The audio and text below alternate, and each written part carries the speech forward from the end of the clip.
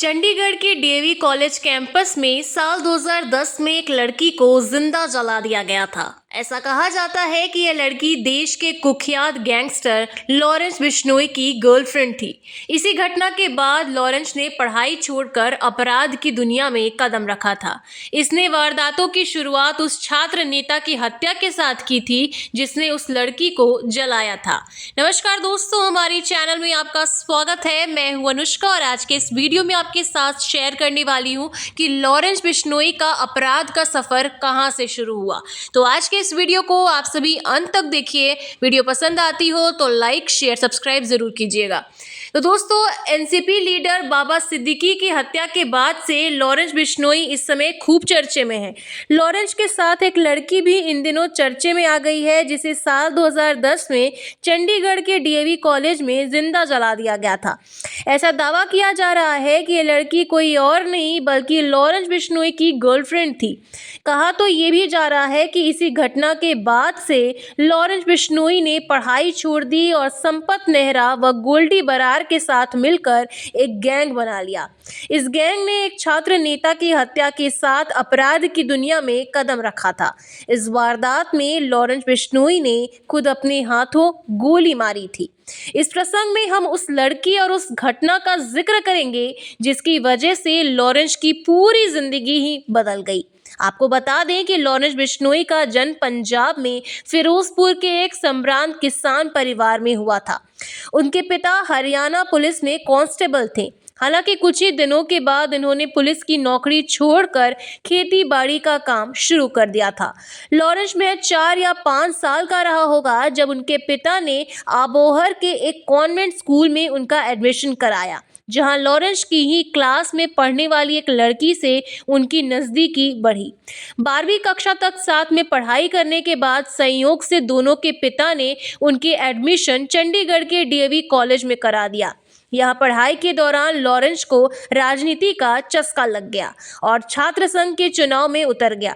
इस चुनाव में लॉरेंस के लिए कन्वेंसिंग में ये लड़की सबसे आगे रहती थी। वहीं चुनाव में जब लॉरेंस हार गया तो जीतने वाले उम्मीदवार से उनकी टशन हो गई। आए दिन मारपीट तक होने लगी। इस दौरान दूसरे पक्ष के लोगों ने कैंपस में ही उस लड़की को जिंदा जला दिया। इस घटना से लॉरेंस बिश्नोई को तगड़ा झटका लगा और वो सदमे में आ गया।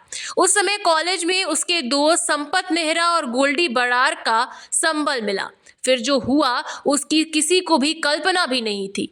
इन तीनों ने सरेआम और कॉलेज कैंपस में दूसरे गुट के नेता को दौड़ा दौड़ा कर पीटा और फिर उसे गोली मारकर हत्या कर दी।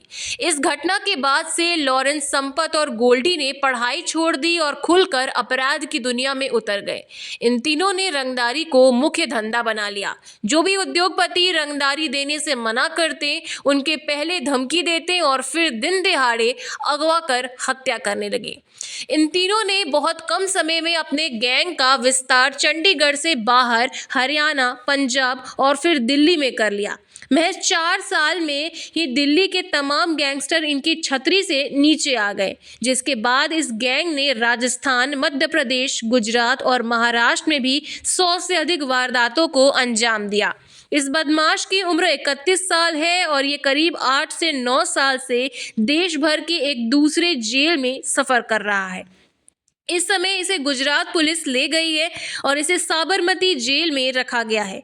अभी हाल ही में राष्ट्रीय जांच एजेंसी एनआईसी ने दावा किया है कि इसके गैंग में 700 से अधिक शूटर हैं। हालांकि लॉरेंस के करीबियों की माने तो इसके गैंग में मुश्किल से 8 से 9 शूटर ही हैं, जिनमें ज़्यादातर अलग अलग जेलों में है और वहीं से गैंग को ऑपरेट कर रहे हैं।